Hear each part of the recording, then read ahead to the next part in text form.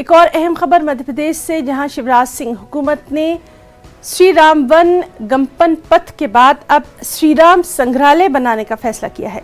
भोपाल मंत्रालय में मुनक्कदा मीटिंग में ये अहम फैसला लिया गया ताकि एमपी के अवाम को भगवान श्री राम की तालीमात से जोड़ा जा सके। मंत्रालय में मुनक्कदा मीटिंग में एमपी के स्कूली सिलेबस में रामचरितमानस को शामिल करने का भी फैसला किया गया। वज़ीर आला शिवराज सिंह का कहना है कि भगवान श्री राम की तालीमात जिंदगी के सभी पहलुओं की नुमाइंदगी करती हैं। संग्रहालय की तामीर से यहाँ आने वालों को भगवान श्री राम की तालीमात को करीब से जानने का मौका मिलेगा।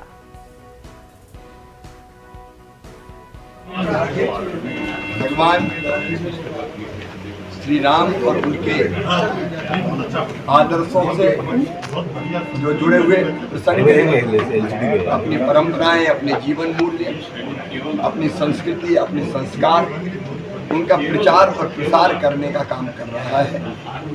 बैठक में हम लोग आगे और क्या करें इस पर विचार हुआ है। अयोध्या कांड पर निबंध प्रतियोगिता का आयोजन किया जा रहा है, जिससे बच्चे रामचरितमानस पढ़ें, रामचरितमानस समझें, भगवान राम के चरित्र के बारे में जानें, आत्मसात भी करें और उस रास्ते पर चलने की कोशिश भी करें।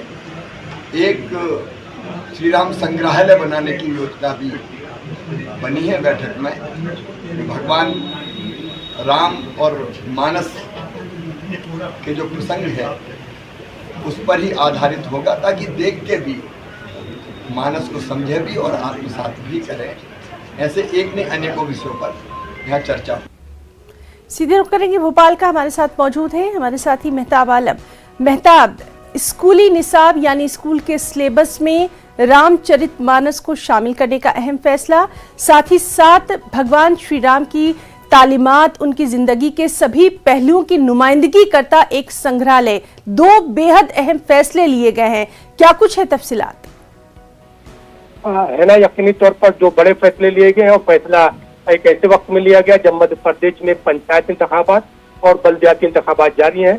कल पहले मरहले के लिए बल्दियाती इंतखाबात को डाला गया, दूसरे मरहले के लिए 13 जुलाई को डाला जाएगा। इस तरह से हमें देख रहे हैं कि एक ऐसे वक्त में फैसला लेकर भारतीय जनता पार्टी ने अपना हिंदुत्व कार्ड जो है उसको खेला है और इसमें अपोजिशन चाहते हुए भी मुखालफत नहीं कर सकता है। लेकिन इसका दूसरा पहलू यह है कि जो है जहां पर तालीम का मामला है तो तमाम तबके के लोग ये चाहते हैं कि जब तालीम की बात हो तो तमाम तबकों के जो मजहबी रहनुमा या जो अच्छी किताबें हैं उनकी तमाम पहलुओं को शामिल किया जाए। सिर्फ रामचरितमानस ही नहीं, रामचरितमानस के साथ साथ दूसरी मजहबी किताबों के जो अफकार है उनको शामिल किया जाए, ताकि समाज में जब मुश्तरका तहजीब के मुल्क में हम रहते हैं तो तमाम तबके के लोगों को जो है उसमें अच्छी तालीम मिल सके। इस तरह से इसकी सामाजिक तौर पर अगर देखें तो दबे लफ्जों में इसकी मुखालफत भी शुरू हो गई है ना। जी मेहताब, बहुत बहुत शुक्रिया आपका तमाम तर तफसीलात के लिए। खबरों में रुकना चाहेंगे एक